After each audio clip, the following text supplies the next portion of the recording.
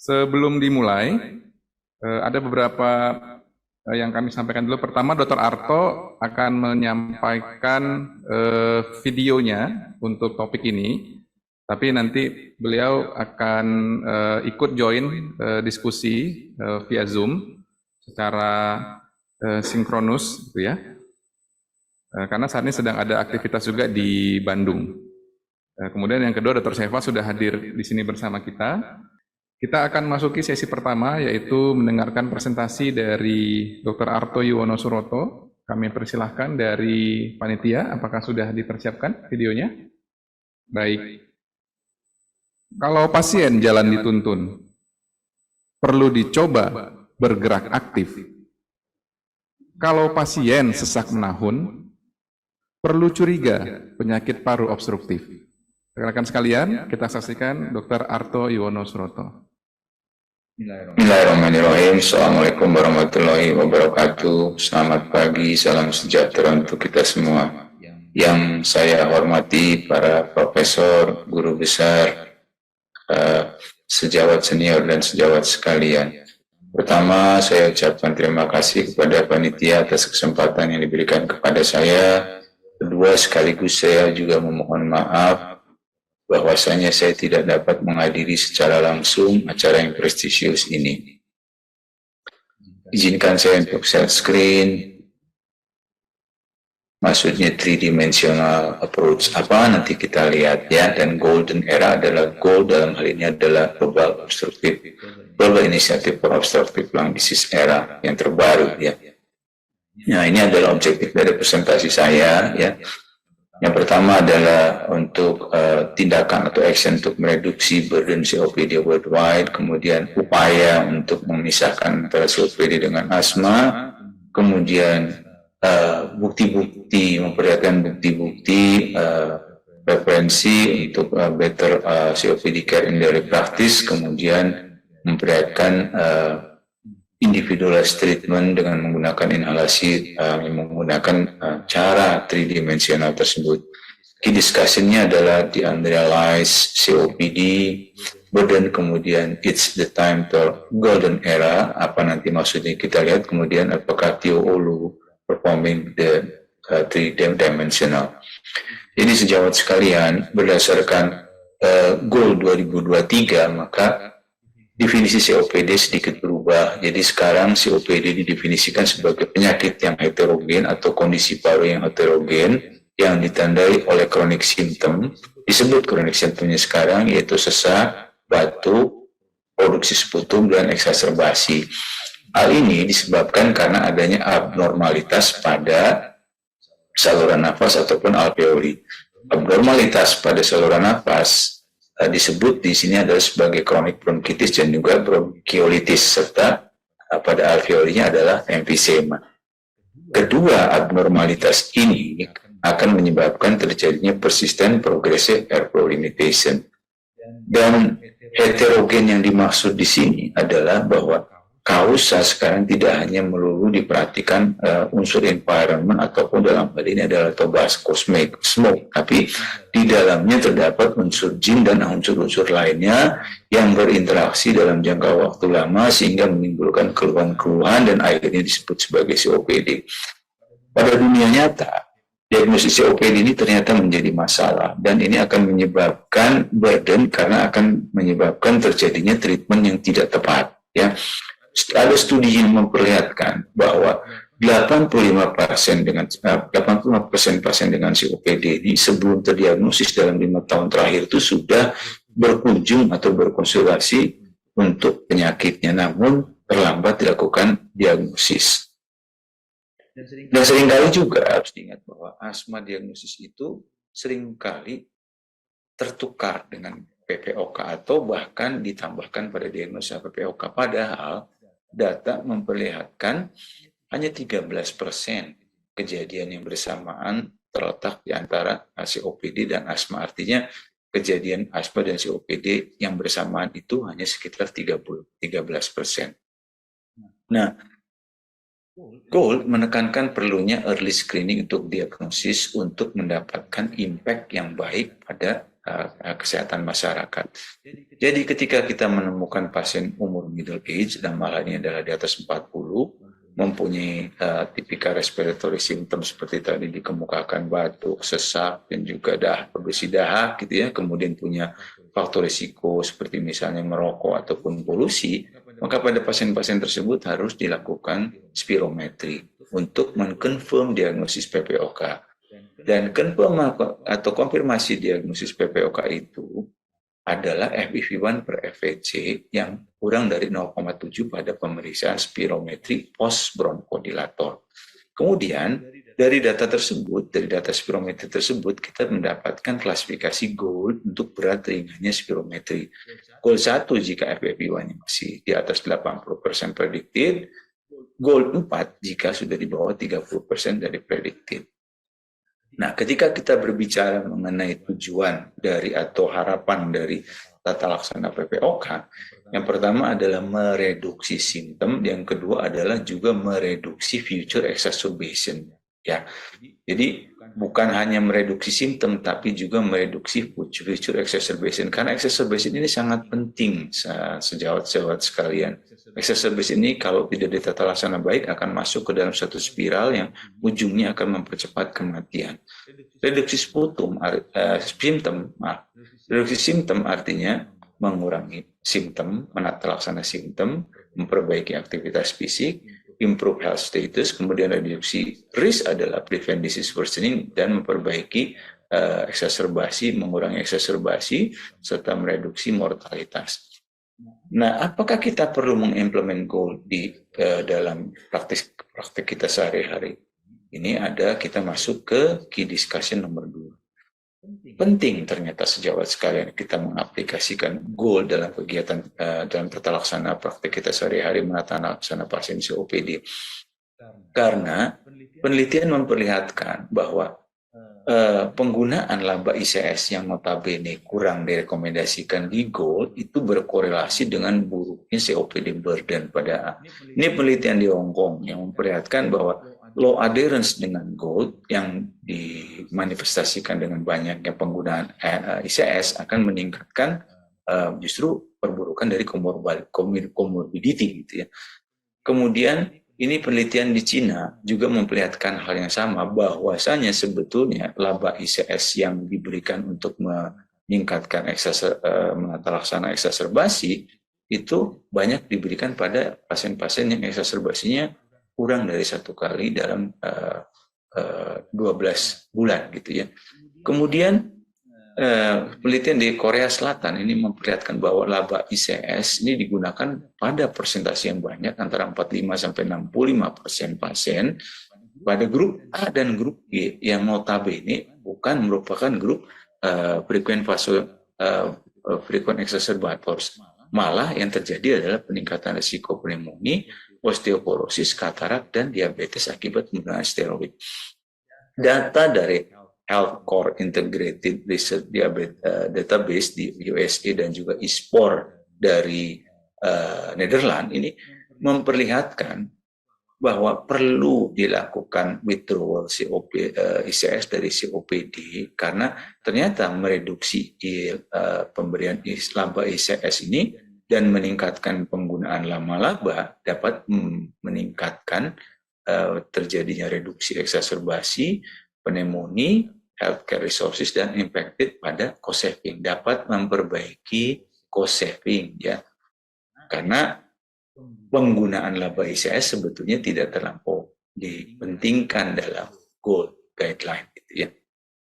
Nah, yang dimaksud dengan tridimensional atau mengimplementasikan GOLD strategi pada kehidupan sehari-hari praktis kita dengan menggunakan tridimensional adalah dengan memperhatikan dimensi pertama adalah pasien, dimensi kedua adalah molekul yang diberikan, dimensi ketiga adalah device, dan kita harus menjaga balance di antara ketiganya.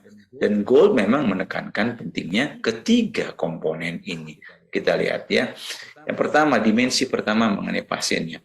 GOLD 2023 sudah tidak lagi membagi pasien kepada kelompok A, B, C, D, tapi membaginya ke dalam kelompok A, kelompok B, dan kelompok E.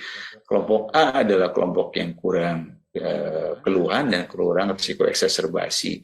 Kelompok B adalah kelompok banyak keluhan namun kurang eksaserbasi, sedangkan kelompok C dan kelompok D dilebur menjadi satu kelompok, yaitu kelompok E, yaitu kelompok eksaserbator atau sering mengalami eksaserbasi. Dimensi kedua adalah molekul. Molekul dalam hal ini adalah tuntunan pemberian pertama untuk initial pharmacological treatment berdasarkan grouping ABE tadi. Jika kita lihat ya, maka pada grup A, grup B maupun grup E yang kita berikan di awal adalah antimuskarinik ya.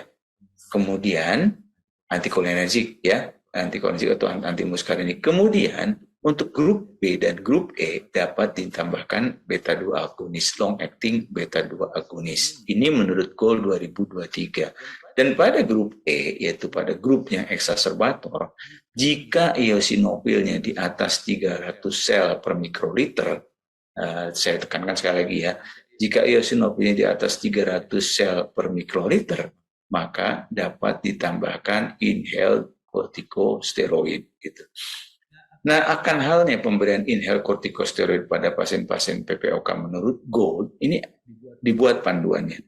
Yang strongly favored in use, artinya dianjurkan, betul-betul dianjurkan adalah kalau eksaserbasinya sering, menyebabkan hospitalisasi 2 kali dalam per tahunnya, moderate eksaserbasi, atau blood eosinofilnya di atas 300, atau ada riwayat ataupun konkomitan asma yang terbuktikan. Kemudian yang tidak dianjurkan diberikan kalau sering pneumonia, eosinofilnya kurang dari 100, atau pernah mendapat infeksi mikobakterial. Angka 300-100 ini jangan dilihat sebagai suatu angka yang rigid, yang pasti gitu, tapi lihatlah itu sebagai suatu perkiraan gitu ya. Nah, untuk grup yang hijau dan grup merah itu jelas gitu ya. Ya, sedangkan untuk yang grup yang kuning kita harus berhati-hati. Kita harus melihat risk and benefit dari penggunaan ICS usage ini, karena memang hanya minoritas dari pasien stable COPD yang mendapat manfaat dari ICS awal dikombinasikan dengan long acting beta 2 agonis. Nah, dimensi ketiga adalah alat. Ya. Alat itu penting sekali sejawat sekalian. Molekulnya baik, tapi kalau alatnya tidak baik, artinya tidak cocok ke alat, bukan berarti tidak baik ya, tapi alat cocok tidak cocok dengan pasiennya gitu. Bukan baik tidak baik, tapi cocok tidak cocok dengan pasiennya. Nah, alat itu yang kita kenal ada dry powder inhaler dan ada metered dose inhaler. Dry powder inhaler itu diberikan pada pasien yang dapat menghisap dengan bertenaga dan dalam gitu ya. Sedangkan MDI kalau koordinasinya itu baik ya. Ini dan kita harus mengecek gitu ya. Karena tiap alat DPI atau dry powder inhaler itu mempunyai internal resistance yang unik, masing-masing ada ininya gitu. Dan kalau yang methodose inhaler itu harus dapat dilakukan secara perlahan namun dalam waktu menghisapnya, sehingga memang karena dia butuh sekali koordinasi antara tangan dengan hisapan. Nah, ketika kita ragu manfaat atau tidak manfaat dengan DPI yang ada ataupun MDI yang ada, maka ditawarkanlah yang namanya Respimat atau soft mist inhaler. Kalau untuk MDI mungkin kita bisa coba dulu dengan pemberian spacer, karena pemberian spacer akan membantu penghisapan lebih baik pada MDI. Namun ketika ragu juga berikan Respimat mungkin ada manfaatnya ya. Kenapa sejawat sekalian? Kalau kita menggunakan DPI kan kita butuh daya hisap yang kuat sekali gitu ya. Sedangkan 82% pasien itu sesek dan daya hisapnya nggak bagus. Jadi peak inspiratory flow itu nggak bagus, sehingga kalau kita menggunakan DPI mungkin obat-obatnya tidak akan terhisap dengan baik gitu ya. Karena memang pasiennya sesek gitu ya, jadi dia tidak akan menghisap dengan baik, sehingga harapannya obat itu sampai ke lower airway hanya sampai di upper airway saja gitu, nggak nyampe, jadi nggak mengena sasarannya. Kemudian 52% pasien itu mengalami kesulitan menggunakan DPI-nya, penelitian memperlihatkan seperti itu. Nah, ketika kita sudah memberikan terapi inisial, maka kita harus melakukan evaluasi. Kita tidak berhenti mentata laksana pasien PPOK di terapi inisial, tapi kita harus melanjutkan dengan melakukan evaluasi. Pada kunjungan selanjutnya, ketika seseknya masih ada dan pasiennya mendapatkan misalnya tiotropium dalam hal ini, maka kombinasikan dia dengan laba gitu ya.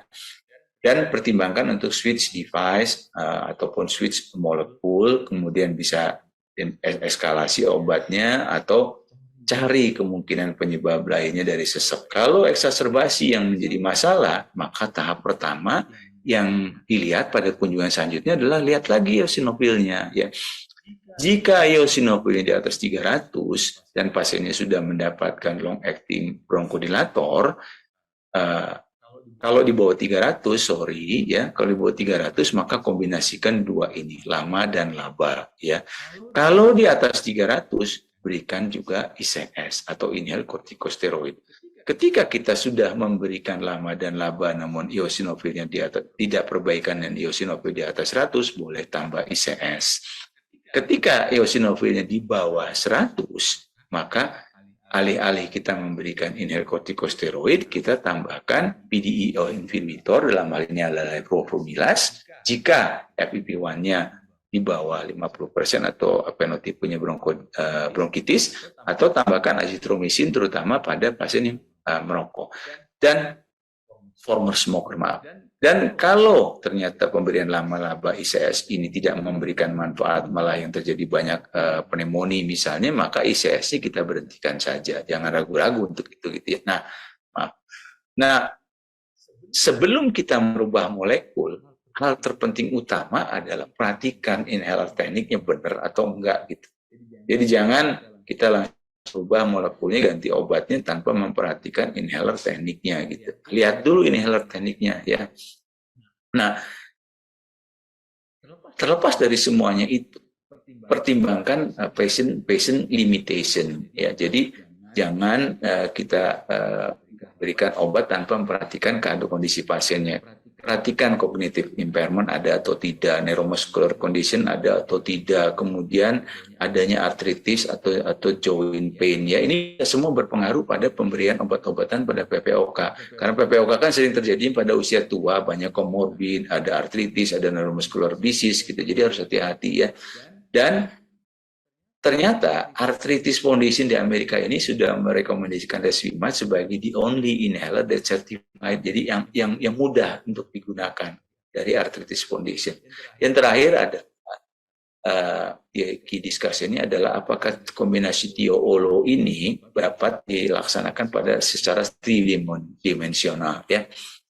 Jadi keep the balance tetap antara molekul, patient struggle, dan device choice. Kalau kita memberikan TIO-OLO pada COPD patient, lebih mudah digunakan elasi TIO-OLO menggunakan Respimat dan hasilnya lebih baik gitu ya. Karena TIO-OLO ini data-data memperlihatkan improve activity, kemudian lebih baik dibandingkan dengan laba ICS ataupun kombinasi laba lainnya. Kemudian memperbaiki secara ekonomik dan economic burden ya dibandingkan dengan triple terapi. Kemudian harus diingat bahwa pasien tadi akan sesak terus-menerus. Harus diingat pasien ini kemampuan melakukan manuver untuk melakukan inhalasinya baik atau tidak. Kemudian harus dipertimbangkan potensial risk factor dan lain-lain komorbiditinya. Kemudian harus dipertimbangkan adanya minimum respiratory gap pada pemberian MDI dan DPI yang mungkin akan bisa diperbaiki dengan pemberian Respimat, karena Respimat memang sudah dengan cara Respimat, karena Respimat memang dianggap memang yang mudah diberikan, ini sesuai dengan fondasi dari Arthritis Foundation. Nah, akan halnya manfaat dari TIO-OLO sendiri, ya ini diperlihatkan dari berbagai studi di Topito, ya, yang memperbandingkan misalnya TIO-OLO mereduksi sesak nafas selama aktivitas dibandingkan dengan tiotropium ataupun placebo. kemudian memperbaiki health status dibandingkan tiotropium ataupun olodaterol, kemudian memperbaiki lung function dan mereduksi hyperinflation dan memperbaiki exercise endurance ataupun capacity. Real world evidence memperlihatkan dibandingkan dengan laba ICS, tio-olo ini ternyata memberikan manfaat yang lebih baik tanpa memperhatikan kadar eosinofil. Meskipun gold memang harus selalu mempertimbangkan kadar eosinofil, namun real world studi saat ini memperlihatkan seperti itu. Tapi jadi sini kalau kita perhatikan ya, eksaserbasi ini berkurang sampai dengan 24%. Kemudian pneumonia berkurang, risiko pneumonia berkurang sampai 26%. Kemudian eskalasi naik menjadi triple terapi itu berkurang sampai dengan 78% dibandingkan dengan laba ICS tanpa memperhatikan eosinophil count. Kemudian dibandingkan dengan lama dan laba lainnya, dalam hal ini kita berbandingkan dengan umediclinium dan virenterol ataupun indacaterol dengan lycopyrenium, ternyata kombinasi tio-olo ini memperbaiki FEV1 lebih baik, FVC lebih baik, CAT score atau COPD assessment test lebih baik, dan mengurangi risiko eksaserbasi. Dan semuanya ini adalah relatif signifikan, ya. Semuanya relatif signifikan dibandingkan dengan kombinasi lama-laba lainnya. Dan medical data memperlihatkan bahwa pemberian tio-olo dibandingkan dengan triple terapi, jadi lama-laba dibandingkan dengan triple terapi, itu yang pertama dia sangat-sangat mengurangi cost terapi sampai dengan 35%, ya. Sampai dengan kalau di sana kan dihitungnya dengan dolar dan terhitung dengan BEX sekitar 4.100 atau 4.200 dolar, dan juga mengurangi risiko eksaserbasi sebetulnya dibandingkan dengan triple terapi, namun bukan triple terapi yang diberikan dalam satu single device, ya, tapi masih dikombinasikan dengan beberapa device gitu, ya. Sebagai kesimpulan, ya, yang pertama kita harus mengerti bahwa ada low adherence terhadap gold, ya. Yang ini akan mengakibatkan terjadinya misdiagnosis COPD ketukar dengan asma, dan ujung-ujungnya asma ketukar dengan COPD juga gitu, ya. Ujung-ujungnya akan mengakibatkan terapi yang tidak tepat, karena kita tahu backbone terapi antara asma dengan COPD berbeda. Asma ICS, COPD adalah bronkodilator gitu, ya. Ini mengakibatkan inappropriate use of inhaled corticosteroid. Nah, sehingga harus establish perception. Jadi persepsinya harus jelas bahwa masing-masing tuh memainkan peranan yang berbeda-beda, ya. Gold penting menekankan bahwa perlu adherence terhadap gold yang merupakan key strategi dalam tata laksana. Karenanya harus dilakukan early screening untuk pasien-pasien PPOK, lakukan spirometry test. Jangan lupa cek eosinofil. Mudah kok, ini hanya eosinofil darah saja gitu, ya. Bukan eosinofil sputum, eosinofil darah mudah, cuma didapat dari leukosit total. Dari leukosit total dilihat itunya apa? Dilihat count-nya, kelihatan berapa eosinofil totalnya gitu, ya. Nah, dan juga pahami bahwa lama-laba ini harus ditingkatkan penggunaannya berdasarkan gold yang sekarang gitu, ya, dan menggunakan respimat dengan lebih mudah. Pemberian dengan cara respimat ini lebih mudah untuk inhalasi, dan itu sudah direkomendasikan oleh Fondasi Artritis di Amerika, ya. Dan pemberian molekul lama-laba improve physical activity lebih baik dengan laba ICS dan adher lama-laba tanpa mempertimbangkan kadar eosinofilnya. Sebetulnya walaupun ini kontradiktif, ya, data ini belum begitu terlampau dipakai di gold, masih sangat-sangat dipertimbangkan untuk periksa eosinofil, ya. Kemudian better efficacy and economic outcome dibandingkan dengan triple terapi. Demikian yang bisa saya sampaikan. Terima kasih atas perhatiannya, mudah-mudahan bermanfaat, dan saya ucapkan terima kasih sekali lagi kepada panitia atas kesempatan yang diberikan, dan mohon maaf bahwa saya tidak dapat menyampaikan secara langsung. Terima kasih. Wassalamualaikum warahmatullahi wabarakatuh. Baik, demikian tadi penyajian topik dari Dr. Arto. Mudah-mudahan apa yang tadi disampaikan itu sedikit atau banyak, ya, memantik pertanyaan dari rekan-rekan sekalian, karena apa yang kita pelajari misalnya dalam 5 tahun yang lalu dari gold saja itu sudah banyak berubah dengan yang baru ini gitu ya. Untuk narasumber yang kedua, kami persilahkan Dr. Seva Wicaksono Pitoyo. Beliau tamat FKUI tahun 93, kemudian tamat penyakit dalam di FKUI tahun 2002, konsultan respirologi di FKUI tahun 2006 dan konsultan intensive care di FKUI tahun 2009, dan sekarang staf divisi respirologi dan penyakit kritis penyakit dalam FKUI RCM. Kepada Dr. Seva, waktu dan tempat kami persilakan. Terima kasih Dr. Habib. Assalamualaikum warahmatullahi wabarakatuh. Kita lanjutkan saja langsung ya. Saya dapat tugas untuk membahas mengenai bagaimana cara kita meresepkan atau memberikan terapi inhaler sebetulnya pada pasien rawat jalan dengan mempertimbangkan kemampuan pasien. Ini disclaimer dan disclosure saya. Jadi target dari presentasi ini adalah kita akan mencoba untuk mengajak teman-teman semua untuk bagaimana kita cukup memperhatikan tentang bagaimana mengurangi masalah PPOK di dunia ini, serta kita memahami bagaimana strategi GOLD yang saat ini dilaksanakan, serta bagaimana kita memperhatikan atau kita mengkalkulasi penggunaan alat pada pasien-pasien inhaler. Mengenai topik kedua, sebetulnya tadi Dr. Ato sudah cukup banyak untuk membahas, sehingga kemudian kita sudah bisa dapat gambaran bagaimana kiat tersebut.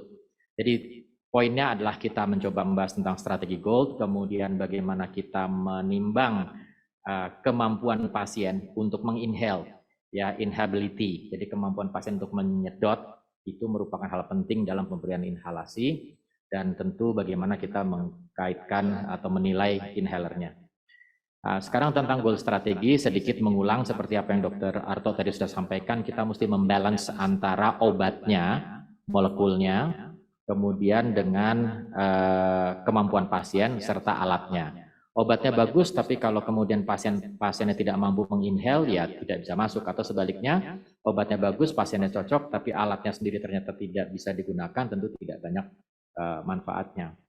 Nah, dari sisi alat, kita sekarang punya beberapa alat inhaler yang ada di pasaran, yaitu yang PMDI, yang modelnya semprot, ketika semprot sambil tarik nafas, begitu, itu yang kemudian kelihatannya makin jarang, dan sekarang rasanya hampir tidak ada lagi kita gunakan untuk PPOK, kecuali pada pasien eksaserbasi barangkali. Kemudian yang sekarang banyak dipakai untuk PPK adalah DPI, Dry Powder Inhaler, yang dihisap. Pasiennya harus menghisap, dengan demikian maka kita membutuhkan kemampuan daya hisap pasien yang cukup bagus, dan yang sekarang yang paling baru adalah SMI atau soft mist inhaler, jadi cetrekan yang keluar embun, sehingga kemudian dia mirip dengan inhalasi atau nebulisasi, tetapi lebih simpel, kan lebih banyak bisa dibawa kemana-mana. Dan dengan demikian maka sekali lagi kita mesti memilih, yang penting di GOLD itu menggarisbawahi yang kira-kira paling cocok dengan kemampuan pasien, dan yang lebih penting lagi adalah persetujuan, adherence, kemauan pasien. Jadi kalau kita bilang ini alatnya bagus, pasiennya bilang nggak mau, saya nggak suka, entah warnanya nggak suka, kayak warnanya apa nggak suka, ya nggak bisa juga dipakai karena pasien tidak akan menggunakannya. Dan yang lain adalah akses. Tadi ada di Kahoot pertanyaan mengenai masalah jadi pertimbangannya apa? Apakah molekulnya, apakah alatnya, atau gimana? Apakah JKN menjamin atau tidak? Mungkin jawaban yang paling tepat adalah nggak usah pedulikan JKN, yang penting indikasi pasien. Tapi kenyataan di lapangan itu yang terjadi. Nggak bisa kita kasih juga kalau pasiennya JKN tidak mengcover pada zaman sekarang. Tentu JKN akan menghitung cost dalam hal ini. Nah, jadi sekarang kalau kita lihat bahwa di GOLD mengenai panduan seperti ini, itu GOLD sudah memberikan catatan tambahan di panduan yang 2002 dan 2003 itu berkait mengenai masalah bahwa kemampuan pasien itu mesti diperhatikan, karena DPI itu harus digunakan atau harus diberikan pada pasien yang memang mampu melakukan inhale yang cukup kuat. Jadi tarik dalam, tarik nafas dalam. Kalau pasiennya tidak bisa, itu menjadi kesulitan. Dan ini pada pasien yang emfisematos menjadi tidak mudah, karena tarik nafas menjadi tidak mudah pada pasien tersebut.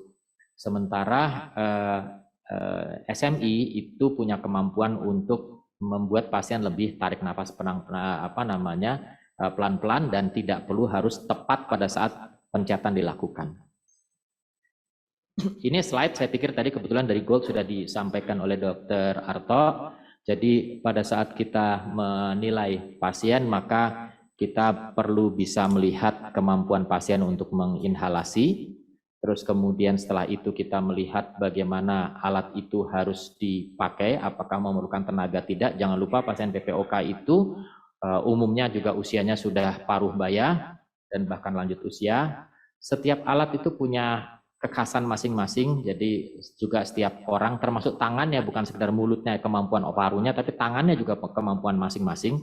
Ada yang mencet jempolnya itu menjadi sulit, jadi kalau pakai pencetan otomatis tidak mudah. Ada yang jarinya lebih sulit untuk bergerak, sehingga kalau memerlukan kokangan itu juga tidak mudah. Jadi kita mesti melihat pasien, dan lagi-lagi kalau kita menggunakan NDI, maka kita harus pertimbangkan pasien yang kemudian tidak mampu melakukan koordinasi, menjadi otomatis tidak bisa. Ini yang tadi sudah disampaikan. Nah, dengan demikian kita perlu melakukan penilaian ulang.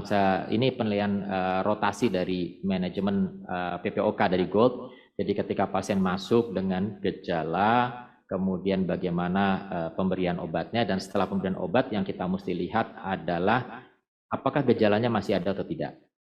Ada dua kemungkinan gejala dari PPOK yang mungkin masih ada atau kita harus atur lagi. Yang pertama adalah masih punya sesak nafas. Yang kedua masih berdahak-dahak, masih berbatuk-batuk.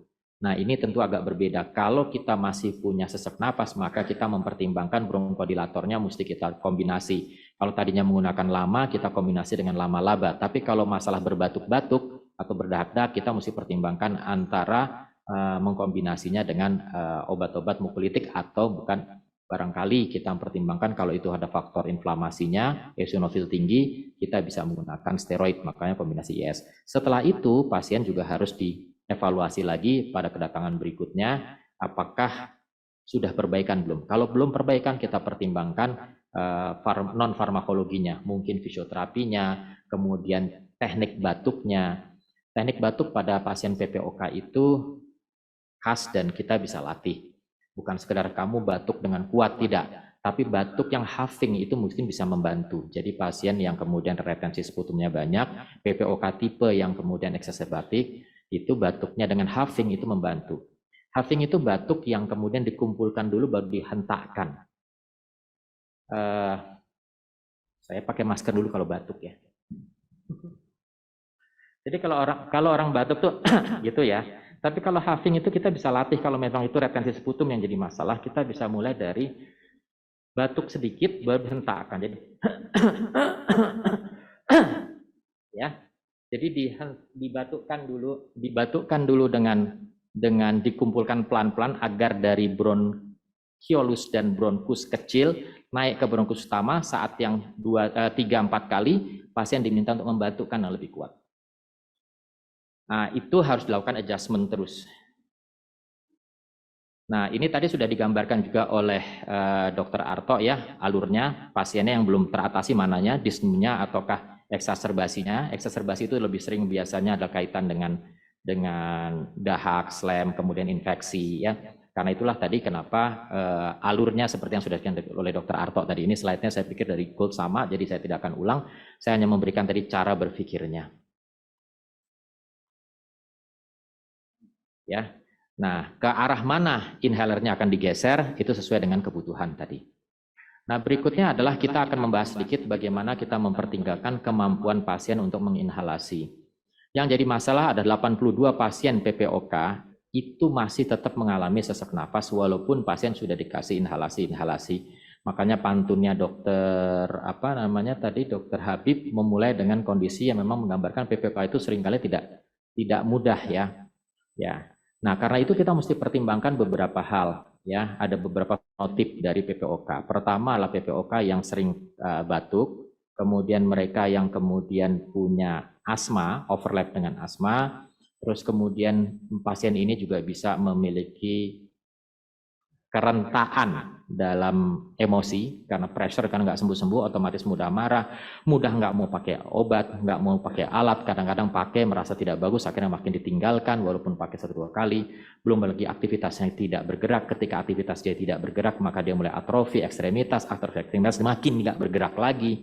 Karena itu fisioterapi ekstremitas, bukan chest fisioterapi, mungkin punya manfaat pada pasien termasuk untuk mengurangi emosionalnya. Kita berapa kali dapat pasien-pasien yang jalan 10 meter sesek, kita lakukan fisioterapi di ekstremitas bawah, jalannya bisa jadi 20 meter, dia merasa seseknya kurang. Padahal bukan seseknya yang berkurang, hanya kemampuan jalan dia makin jauh gara-gara otot dari thigh-nya atau pahanya bertambah.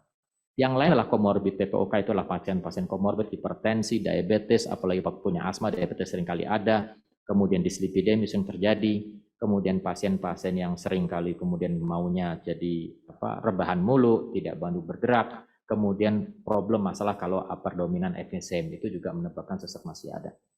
Karena itu seperti yang Dokter Arto tadi sampaikan, kita mesti melihat dulu pasiennya tipe yang mana, apakah gangguan mulai demensia, kemudian dia hipoksia terus-terusan, kemudian punya atrofi otot, kemudian juga kemampuan grippingnya udah berkurang. Tapi hal yang lain yang saya tambahkan di sini adalah bahwa ada atau tidak supporting dari family atau caregiver. Kalau kita pakai misalkan SMI, sayangnya SMI tidak banyak bentuknya sampai sekarang. Itu adalah masih dipatenkan hanya satu bentuk, Respimat. Ada yang punya kesulitan untuk mencet. Tapi kalau ada caregivering, nggak ada masalah. Kenapa? Pasien tidak tinggal ngemut yang mencet orang lainnya, caregivernya. Itu akan jauh lebih mudah. Sementara kalau tidak ada caregivering, akan mungkin beberapa orang yang sangat lanjut tidak mudah. Sementara kalau kita pakai DPI, sulit walaupun dipegangkan oleh caregiver, tetap inhalasinya tidak maksimal karena mengandalkan kemampuan pasien untuk tarik nafas. Nah, kita lihat bahwa ternyata pada pasien PPOK banyak yang flow rate-nya, laju tarik nafasnya itu tidak maksimal. Ada sekitar 28 dibanding 14%. Pada pasien yang kemudian tarik nafasnya tidak maksimal, ternyata kekambuhannya juga jadi lebih sering. Ya.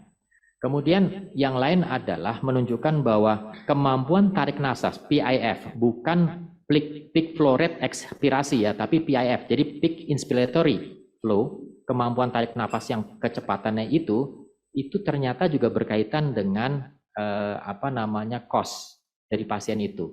Wajar, kalau tarik nafasnya tidak maksimal, obatnya nggak banyak masuk, otomatis juga ekserbasinya makin banyak terjadi, otomatis pasien menjadi butuh obat macam-macam dan lebih sering masuk rumah sakit.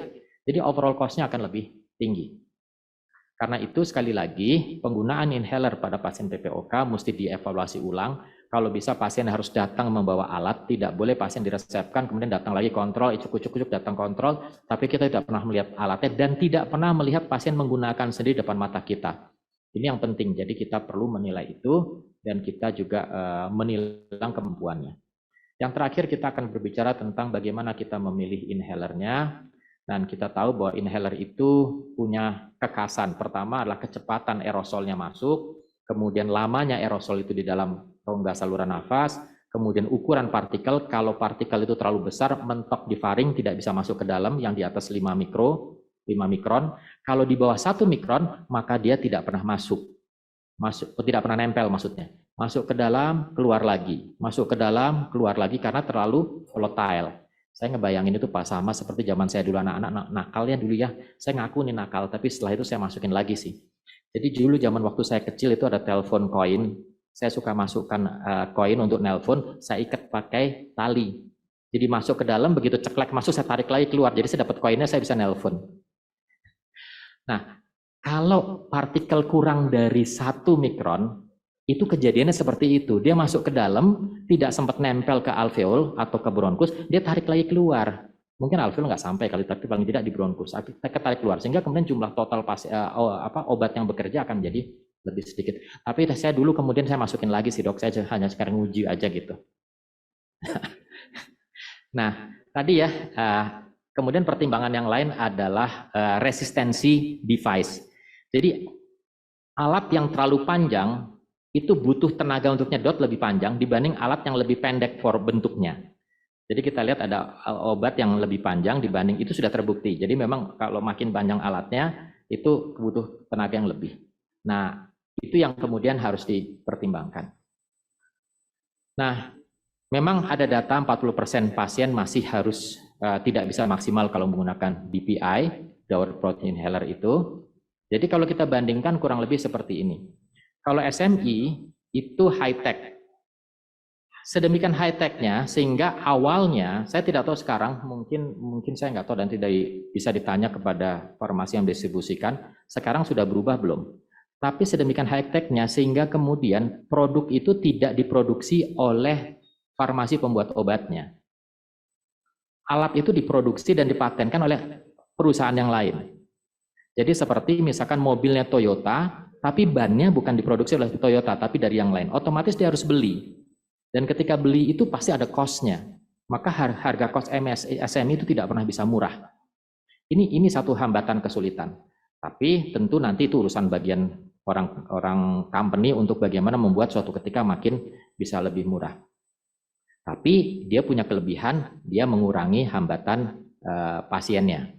Nah, untuk DPI tadi saya bilang ada kesulitan dari sisi kemampuan untuk tarik nafas, terutama orang-orang pendek yang memang dadanya lebih pendek. Kemudian jenis kelamin ya, perempuan biasanya lebih tarik nafas lebih kurang, atau pasien emfisema yang sudah hiperinflamasi.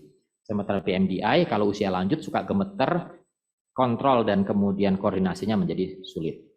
Tapi memang SMI punya kelebihan, yaitu dia disposisinya ke seluruh paru lebih rata daripada kalau kita menggunakan DPI atau MDI.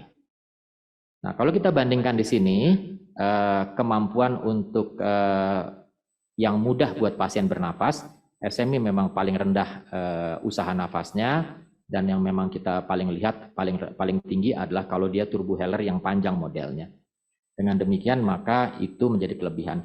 Tapi kekurangannya dulu adalah mereka yang punya gangguan tangan, mencetnya menjadi tidak mudah. Ya, karena itu dia perlu mencet kalau SMI. Nah, tapi kemudian ternyata dari tadi sempat disampaikan bahwa Arthritis Foundation yang rheumatologi itu ternyata melihat dari data mereka bahwa pencetan itu masih lumayan bisa diakali sebetulnya. Jadi cukup bisa dipakai pada pasien-pasien yang rematik dan kelebihannya tidak perlu spacer. Nah, kalau kita lihat di sini, di antara pengguna juga ada yang kemudian bisa menggunakan alat dari sejak pertama, ada yang harus dilatih. Pertama tidak baik, kemudian ketika ada kontrol dilatih lagi, baru kemudian lebih baik. Datang kontrol lagi, dilatih lagi, baru bisa menggunakan dengan secara tepat. Kita lihat di sini bahwa sebelum pelatihan dan sudah pelatihan pada SMI punya kelebihan dia cukup baik. Artinya tidak perlu banyak latihan, deposisi obat ke seluruh paru sudah lebih rata. Nah, memang kalau kita mengatasinya bagaimana? Kalau kita menggunakan DPI dari sejak pertama, kita mesti minta pasiennya untuk melakukan dan kita latih. Artinya apa? Farmasi kita ngajari, atau pasien setelah keluar dari ruang klinik kita, ambil obat harus balik ke kita lagi untuk bisa menjelaskan bagaimana caranya dengan baik. Nah, sekarang ini SMI punya bentuk reuse atau isi ulang, dan isi ulang ini ada uji untuk menilai sebetulnya apakah pasien merasa terganggu tidak dengan harus tiap kali isi ulang. Ternyata isi ulang itu justru menyenangkan buat pasien, karena ya tentu harganya pasti jadi lebih murah dibanding kalau yang beli. Nah, ini adalah satu penelitian yang lain, Vesakto itu penelitian bagaimana menggunakan SMI. Di sini memang Tio dan Olo, karena hanya Tio dan Olo saja menggunakan SMI. Maksudnya kalau SMI itu mau tidak mau obatnya ini, sayang kalau tidak, sebetulnya kalau ada obat yang lain juga mungkin bisa menjadi alternatif, tapi saya ini hanya Tio Olo saja, dan itu ternyata penggunaan Tio Olo yang sudah baik, itu lebih baik lagi kalau dikombinasi dengan fisioterapi, latihan exercise seperti yang saya gambarkan tadi. Ya, jadi kita lihat bahwa kemampuan pasien untuk bekerja, beraktivitas akan lebih meningkat ketika kita kombinasikan obat dengan aktivitas juga. Nah, kalau kita lihat di sini adalah kalau kita membandingkan antara penggunaan lama-laba, kita tahu bahwa saat ini penggunaan SMI itu hanya ada pada obat lama dan lama-laba. Sayangnya belum ada laba ICS yang ada dalam bentuk SMI. Nah, tapi kita lihat bahwa tadi seperti Dr. Arto sampaikan, untuk penggunaan inhaled corticosteroid pada PPOK itu perlu memenuhi beberapa syarat. Kalau tidak, sebetulnya akan relatif mubazir. Kalau dari sisi lung function, dari sisi kesesakan, kualitas hidup, itu tampaknya kita tidak perlu menggunakan ICS, kombinasi laba ICS untuk lebih baik daripada lama laba. Nah, kita lihat juga bahwa eksaserbasinya bisa menurun, hanya tidak menggunakan ICS, hanya lama laba, pneumonia tentu menurun, dan keharusan untuk meningkat menjadi kombinasi 3 obat ternyata juga lebih rendah dibanding kalau startnya kita menggunakan laba ICS. Itulah sebabnya panduan dari GOLD yang tadi Dr. Arto sudah sampaikan itu banyak mengandalkan lama dan laba dan bukan ICS. Dengan demikian maka otomatis pembiayaannya juga akan turun sehingga kemudian pasien tidak perlu harus lebih banyak cost-nya. Jadi secara umum kita bisa melihat bahwa pertama GOLD itu menginginkan bahwa pengobatan PPOK itu juga dipengaruhi oleh kepatuhan pasien menggunakan obat dan itu berkaitan dengan kebisaan, bukan sekedar mau patuh tapi memang bisa atau tidak. Kalau tidak bisa ya dia mau patuh bagaimana, karena itu perlu dievaluasi setiap kali datang dan setelah itu kita perlu melihat, kita perlu juga tidak bisa memaksa pasien untuk menggunakan alat sembarangan, kita perlu melihat kemampuan pasien. Pasien juga berjuang loh sebetulnya mau berobat, mau pakai obatnya, tapi kadang-kadang tidak bisa. Karena itu kita harus nilai bagaimana flow rate-nya dia pakai, kemudian bagaimana dia eksaserbasinya, dan bagaimana kemampuan inhale. Dari situ maka kita perlu memilih obat yang kira-kira paling cocok buat pasien. Secara umum SMI mungkin kita bisa, hampir semua pasien kita bisa pakai, tapi lagi-lagi tadi ya ada kemampuan pasien yang harus dipertimbangkan. Pertama, aksesibilitas, kemampuan untuk mendapatkan dan harga. Kemudian yang kedua, kemampuan dia untuk melakukan pressing, dan itu mungkin masalah caregiving akan berpengaruh. Nah, sementara pasien-pasien yang menggunakan DPI, kita harus pertimbangkan pertama isinya, sebagian besar DPI itu memiliki ICS yang mungkin tidak perlu, dan pada sisi yang lain dia harus mempertimbangkan kemampuan inhalasinya. Mungkin itu yang bisa saya sampaikan, mudah-mudahan bermanfaat bagi kita semua. Terima kasih. Assalamualaikum warahmatullahi wabarakatuh. Waalaikumsalam. Terima kasih Dr. Seva. Kami undang langsung dok di depan. Saya persilahkan untuk rekan-rekan yang ingin bertanya. Silakan dokter yang di depan dok. Dr. Arto kalau sudah bisa join mohon dikabarkan. Ya.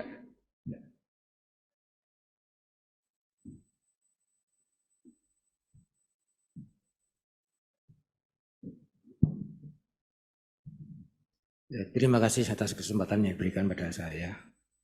Nama saya mungkin tidak perlu diucapkan lagi barangkali ya. Sudah terkenal kayaknya hari ini.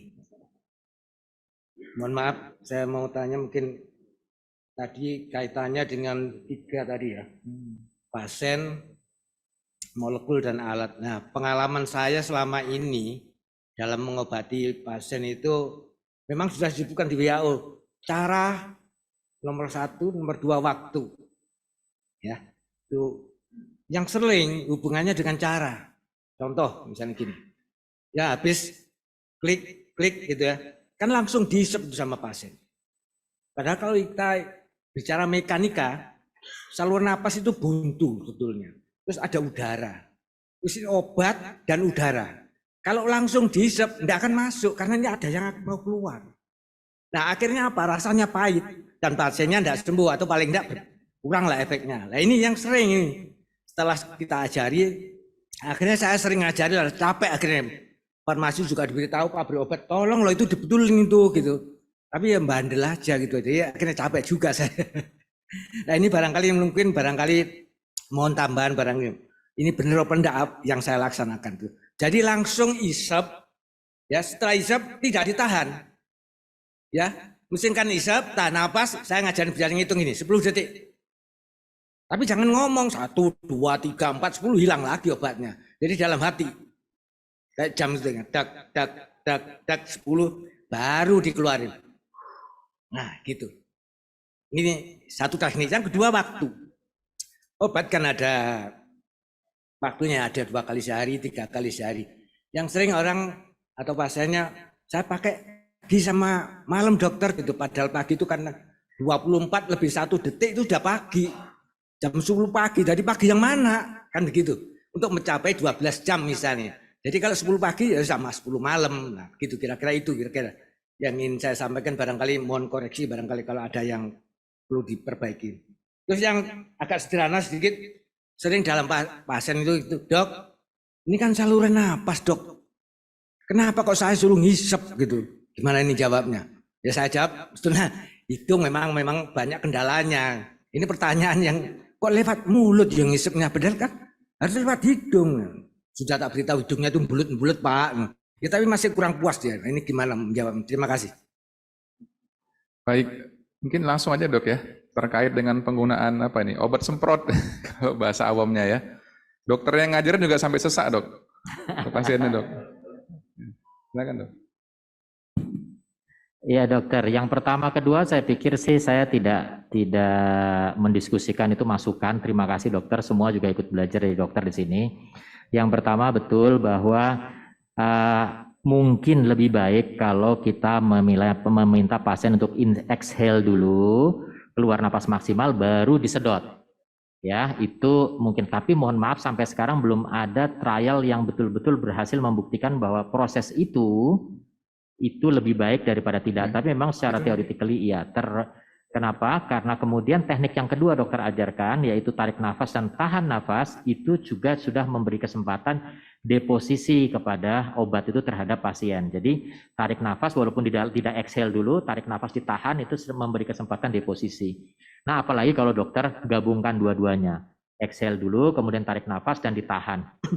Kemudian yang kedua mengenai masalah apa tadi, jam ya, jam. Ya, saat ini memang sedang diingatkan di seluruh dunia mengenai waktu yang disiplin dalam penggunaan obat. Jadi obat suntik, obat oral, itu kalau bisa pada waktu yang tepat. Jadi bukan lagi diberikan misalkan 2 kali sehari, 3 kali sehari, 1 kali sehari, tidak.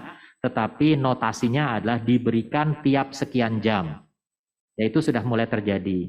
Saya secara pribadi tidak terlalu sepakat dengan ini, tapi memang kalau dilakukan bisa jadi lebih baik, tapi tidak tentu tergantung dari orangnya. Kenapa? Karena irama sirkadian seorang manusia itu berbeda. Rate metabolisme 12 jam di siang hari itu berbeda dengan rate metabolisme pada 12 jam di malam hari.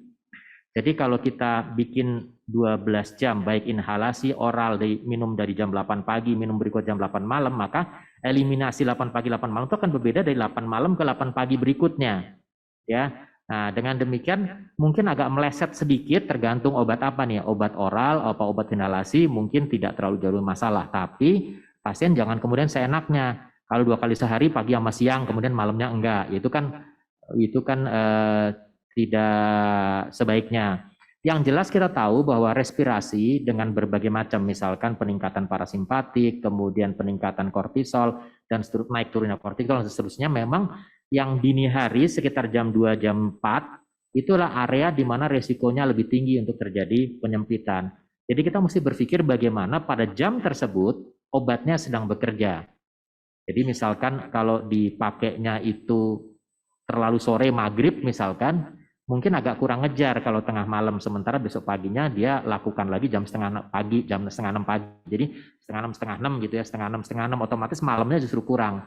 Lebih baik kalau kita start di jam 9 ke jam 9. Itu mungkin akan lebih membantu. Saya pikir itu dok, mudah-mudahan tercover semua. Makasih. Yang kenapa dari mulut dok? Oh iya, kalau saya jawabnya begini dokter, saya bilang bahwa Bapak bisa bernapas pakai mulut kan? Bisa, ya sudah. Ya berarti airway bisa masuk dari mulut, gitu. Salah satunya coba aja kalau tutup hidung kita napas dari mulut kan masih bisa. Jadi masih tetap jalurnya masuk. Kalau jujur dokter betul, airway itu kalau teman-teman yang dari paru itu kalau bronkoskopi lewat hidung, mohon maaf, merem aja dia masuk langsung ke pita suara, tinggal didorong. Tapi kalau lewat mulut itu dia mesti angkat sedikit pakai tangan supaya masuk ke pita suara. Jadi kelengkungan itu sudah Allah buat untuk cocok udara itu persis masuk ke rongga pita suara. Jadi sebetulnya kalau kita punya device yang bisa inhale dari hidung, saya yakin jauh lebih baik. Tapi yang jadi masalah, kemampuan otot kita menghisap dari hidung itu tidak ada, karena otot kita tarik nafas itu dari kerongkongan dan pipi. Susah, makin sulit lagi. Mungkin ini satu challenge sebagai teman-teman yang memproduksi SMI, bagaimana membuat SMI yang nasal prong. Nah, itu lagi tuh. Tapi takutnya harganya makin tinggi lagi, Dok. SMI yang ada Respimat sekarang aja udah dipatenkan. Bukan oleh farmasinya, oleh pembuat desainernya. Ya. Allahu a'lam. Ya, silakan, Dok.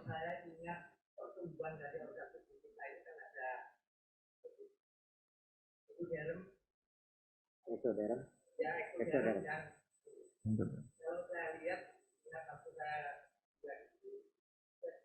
itu dan calon peternak itu termasuk termasuk juga tim kecil.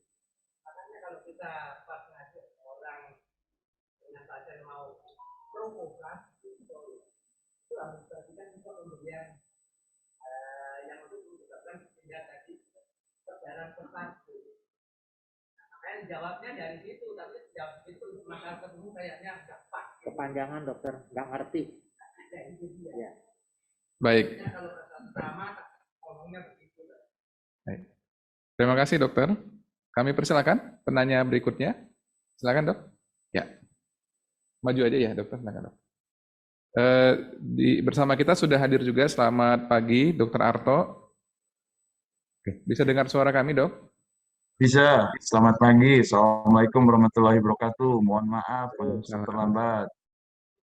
Iya, Dok. Di sini bersama kita ada Dr. Seva juga, Dok. Silakan penanya selanjutnya.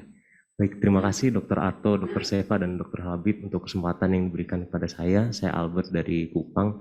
Tadi sempat disampaikan Dr. Arto juga bahwa COPD ini memang tidak hanya mengenai rokok saja, tapi benar-benar relevan dengan tempat saya bekerja tuh banyak ibu-ibu yang tidak merokok tapi COPD. Ternyata pas saya coba tanya, misalnya dia masak dengan kayu bakar, jadi betul-betul di tempat kami memang gas exposure tuh penting sekali menjadi faktor risiko. Kemudian yang menjadi pertanyaan saya terkait tadi sempat dijelaskan mengenai double yang TIOLO, kemudian kemarin juga sempat dijelaskan mengenai triple terapi. Nah, saya jujur ini ilmu yang sangat baru untuk saya, jadi mungkin dari pengalaman klinis sehari-hari dari dokter sekalian, kira-kira selama mengevaluasi pasien COPD dalam pengobatan, kira-kira apa cut off yang menjadi tanda-tanda patognomonik, oh ini saatnya kita naik ke triple terapi seperti itu. Terima kasih, dokter. Baik, saya persilahkan dulu mungkin pertanyaan ini ke Dr. Arto ya, Dok. Silakan, Dok. Baik, terima kasih untuk pertanyaannya. Pertanyaan yang bagus sekali, saya kira sangat aplikatif untuk di lapangan. Ya, suara saya terdengar nggak, Dr. Habib? Ya, terdengar. Oke. Jadi kita harus ingat dulu kalau dari awal kalau kayak begitu. Ketika kita bicara asma, maka backbone terapinya adalah inhaled corticosteroid. Ketika kita bicara PPOK atau COPD, maka backbone terapinya adalah bronchodilator dan kadang-kadang inhaled corticosteroid dipakai, gitu ya. Nah, kadang-kadang dipakainya itu kapan? Kadang-kadang dipakainya aturan main saat ini. Saya katakan yang saat ini ya, mungkin nanti akan berubah. Aturan main saat ini adalah didasarkan kepada jumlah eosinofil darah. Eosinofil darah itu mudah ya, kayak eosinofil sputum. Jadi eosinofil darah itu kan cuma tinggal periksa leukosit lalu lihat div count-nya berapa. Dan angka batas psikologisnya gitu ya, atau batas yang ditentukannya adalah angka 300. Ketika angka 300 itu tercapai, ya misalnya eosinofil pasien PPOK tersebut 300, maka itu sudah merupakan suatu indikasi untuk pemberian ICS. Hanya sebelum sampai ke situ, kita harus melakukan grouping dulu di pasien-pasien PPOK tersebut, ya, untuk memberikan inisial terapi, dasar inisial terapi, gitu, atau terapi empirik lah kalau kita ngasih antibiotik, gitu ya. Nah, grouping itu saat ini ada grup A, grup B, dan grup E. Gitu. Kalau dia masuk ke grup B, masuk grup B itu artinya grup banyak keluhan, banyak sesek tapi eksaserbasinya sedikit, ya. maka ICS bukan di situ tempatnya. Sementara untuk inisial ya, saya katakan untuk inisial gitu ya, bukan di situ tempatnya, tapi pemberian lama plus laba. Dalam kasus ini contohnya adalah Tio Olo misalnya gitu ya.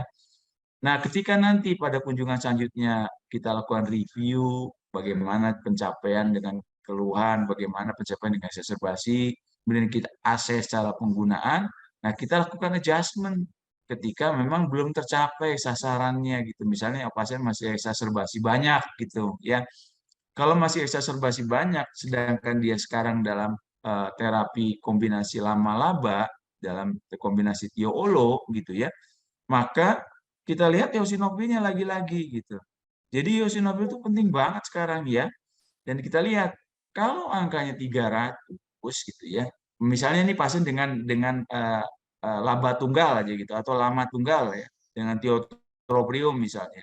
Kita lihat kalau dia memang ternyata misalnya eosinofil di atas 300, udah tadinya lama laba, kita langsung berikan lama laba ICS atau triple terapi. Kalau misalnya kita lihat eosinofilnya di atas 300. Tapi kalau ternyata eosinofilnya itu di angka 100 gitu ya, di bawah 100, maka yang kita berikan adalah lama plus laba gitu.